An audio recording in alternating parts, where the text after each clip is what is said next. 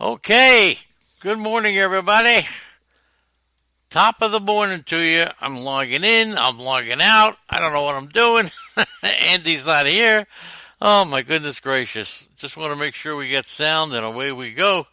Good morning to you all on a lovely Thursday morning. We'll take you here till 10 o'clock Eastern Time, and then away we go. So, with a lot going on, let's get right to it. And today we're going to talk about a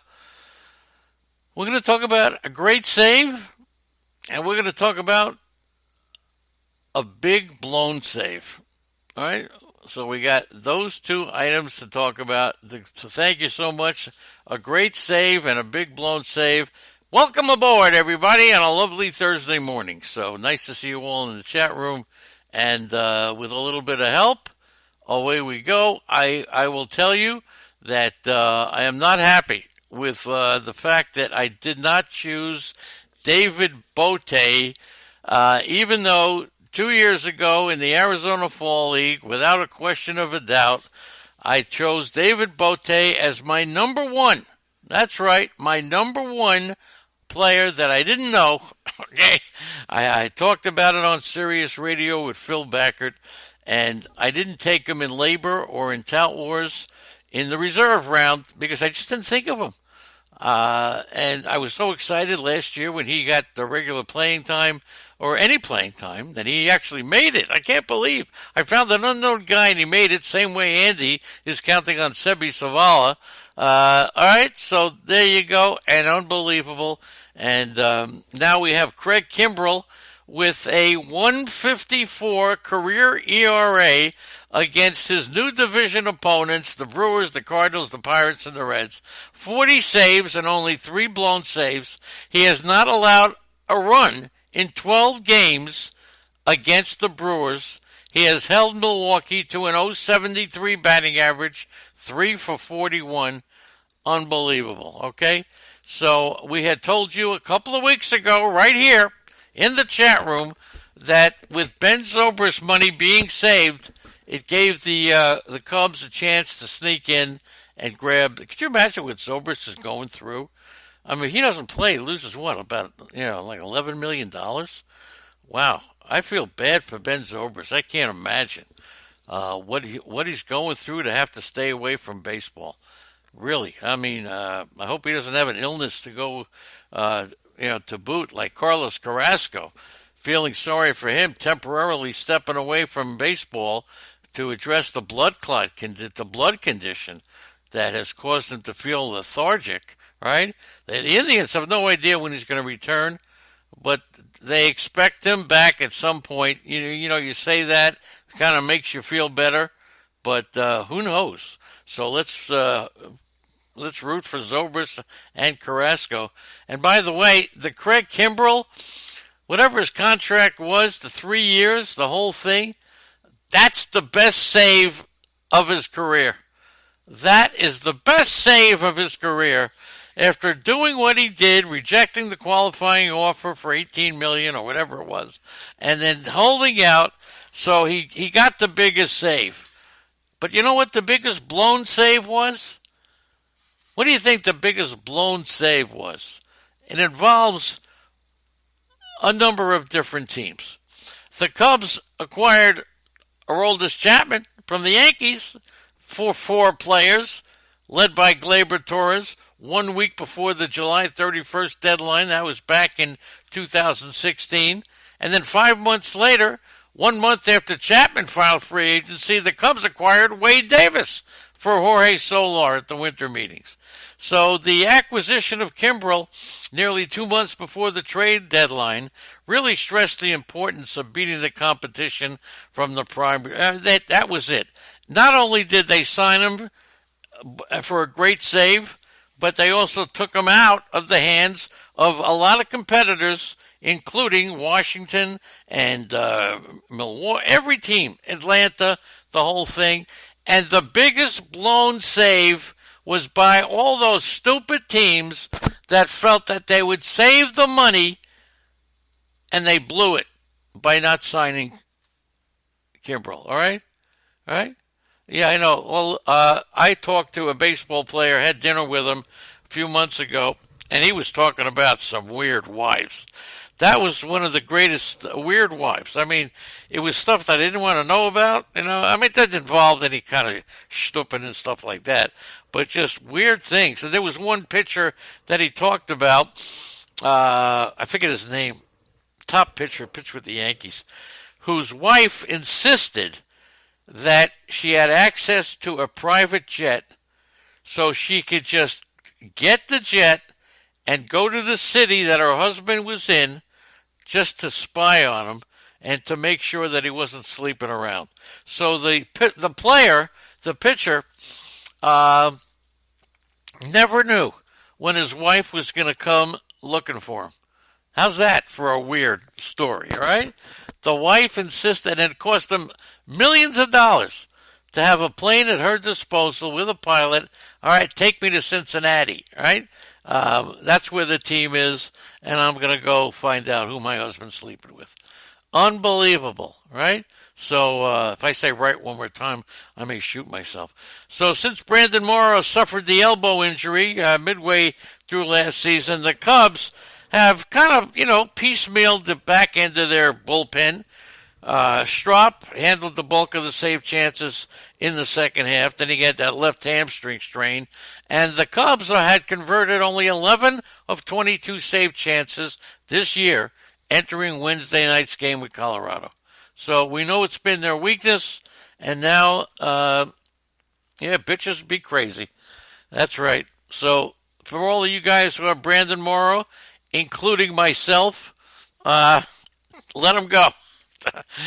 Dallas Keuchel has teams willing to go more than 1 year. The Yankees would like to add the free agent, but for just the remainder of what has a very good chance of being a special season for the New York Yankees, and that's what's holding up the deal. It's not the beard. No, the beard was fine. The Yankees would like to keep the dollars at a prorated 17.9, which is the qualifying offer that he turned down, and build off of that. So Keuchel has to decide if a multi-year deal is more to his liking. Okay, so that's the big story.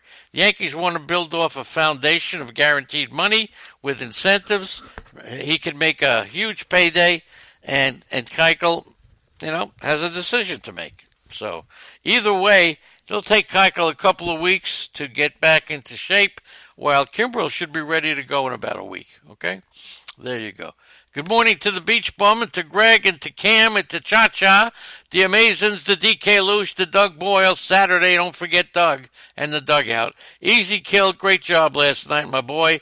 I'm thinking about you. Hope everything is good. Jimmy Ross. J-Man is here. There you go. One of our all-time favorites.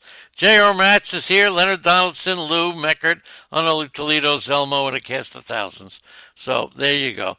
Keuchel, take the deal and prove yourself. That's what Lou says. Ain't that easy. And it's not that easy for a lot of teams in Major League Baseball. Imagine losing two-thirds of your opening day lineup in a week. The Yankees can imagine that. They lost Stanton and Judge. Went down with injuries 20 days apart. Aaron Hicks still dealing with an injury. But they turned to Brett Gardner and Clint Frazier, and they called up Mike Tauchman. They signed Cameron Maybin. They mixed and matched, and incredibly, they're in first place in the American League East. Now Houston, George Springer, Carlos Correa, Jose Altuve, and the Astros haven't missed a beat, winning 5 straight games and leading the West by 10 games, okay? So it's unbelievable. Now Cleveland, they don't have any offense to lose, so it doesn't matter. But Kimbrel, not Kimbrel, they're losing their pitching staff. And Trevor Bauer's not doing any good. So it's been unbelievable. The big question with Cleveland now, will the Cleveland Indians become a seller, all right? Yes, I know that, Beach Bum, and so might I. Cha-Cha, we may be living together. He's going to divorce Millie. I'm going to divorce Andrea, and it's going to be Lenny and Cha-Cha. All right? That's it. All we need now is Laverne and Shirley, and we'll be fine. Lenny and Squiggy, moving together, all right? That's what it is. That's what happens when you get old. You don't know what the fuck you're doing, right? Excuse me, to iTunes, Looney Tunes, and cartoons. There you go. So there you go. So it's pretty good, man. I mean, just can't believe Keuchel would not only supply a front end starter to the Yankees, he would strengthen the rotation to make sure that Tampa doesn't get him. All right, so unbelievable. It's really, really crazy. Here's a trivia question for you. Okay, before we get started, the pitcher with the most shutouts since 2011. I don't think this is a tough one to get. It's Clayton Kershaw. The sound is back. What happened? I don't have any sound? Come on, man. Let's see. Say I got sound. All right. So anyway, and Danny Salazar. Okay, Lou, thank you. Who's got the most shutouts since 2011? Anybody going to say Clayton Kershaw? Right? All right. That's pretty easy. That had to be a guess. The question is, and I will give anybody, anybody who gets this, I'll probably send you a gift. Right? Name the pitcher who's got the second most. There are two pitchers tied. Okay? Two pitchers tied for the second most saves. Shutouts since 2011. There are two pitchers tied. I want both of them since 2011. Okay? Hank Aaron's not one. Okay? All right, so give me that. Two pitchers. Clay Kershaw has 14 shutouts since 2011. There are two tied at 8. Who are they? And it's not Wilbur Wood. And by the way, in the chat room, who do you think deserves the moniker of Tom Terrific? Is it Tom Brady or Tom Seaver? Jarrett Dyson tied for the National League lead in steals with 12. That's 12 steals in 47 games. He could have 12 in one series. Not Friedrich, not Verlander. Okay? David Peralta, walk-off homer in the bottom of the 11th. And then, look, and then Peralta, the Dodgers walked Ketel Marte for the lefty-on-lefty matchup with Peralta. Duplanter, 5 innings. The first time it was 5 innings. This time he gave up 3 hits, 1 walk, struck out 7, okay, in 5 innings. Torched by a 2-run homer by Will Smith through a bad slider. So Duplanter, 3.27 ERA, 7 Major League appearances, 23 strikeouts, 8 walks, 17 hits. And Kenta Maeda gave up 2 hits in 5 innings, struck out 7.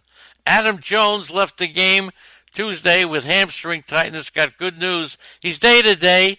He'll be ready to hit when the Diamondbacks take the field on Friday. They have a day off, okay? It's not Greinke. Good morning to Phil. Tito Luna, Scherzer, nope. No Met guys. Good morning to Karincic, okay? Wasn't John McEnroe. Wasn't Scherzer and Felix Hernandez. Are you ready for the answer? Well, I made a mistake. It was a Met guy. It was a Met guy. Who's second to saves, okay? Second to Kershaw in shutouts since 2011. And the Dodgers came into Wednesday's series. I mean, the rotation's unbelievable. Unbelievable. 26-game stretch. They led the majors in earned run average, opponents on base percentage, strikeout to walk ratio. Unbelievable. 8 shutouts for the Dodgers. All right, are you ready for the answer? You're not going to believe it. It's a tie. 8 shutouts. Not Rick Russell. 8 shutouts. Not Roger Craig. Since 2011. It's Adam Wainwright and Jason Vargas. Look it up. Adam Wainwright and Jason Vargas have the second most shutouts to Clayton Kershaw since 2011. When Kevin Gausman joined the Braves from the Orioles, no question he was a reclamation project.